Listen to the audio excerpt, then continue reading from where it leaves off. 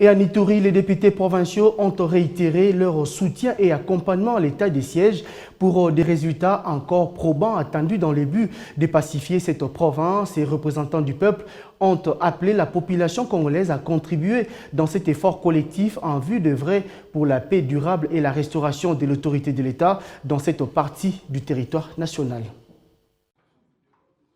C'est dans une bonne ambiance que le gouverneur militaire de l'Ituri s'est entretenu avec les députés provinciaux en veilleuse. Plusieurs questions au menu de leurs échanges, dont la collaboration entre ces élites du peuple et l'administration militaire, à ces moments où les forces armées sont engagées sur le théâtre des opérations pour imposer la paix. Occasion pour le lieutenant-général Luboya Kanchamadjouni de solliciter l'accompagnement de ces élites du peuple, une demande qui a trouvé un écho favorable, nous témoigne Banga Tchombe Siméon, président de l'Assemblée provinciale de l'Ituri. Nous qui sommes à veilleuse, sommes en train de voir certaines choses que peut-être ceux qui sont sur le terrain, les autorités de l'état de siège ne voient pas. C'est comme ça que nous avons sollicité cette audience aux autorités de l'état de siège pour que nous puissions apporter nos pierres à l'édifice que nous sommes en train de construire aujourd'hui pour la paix de l'Ituri. Il fallait que nous puissions échanger et définir les modalités de cette collaboration avec les autorités de l'état de siège. Au sujet des opérations de traque des forces négatives en cette période de l'état de siège,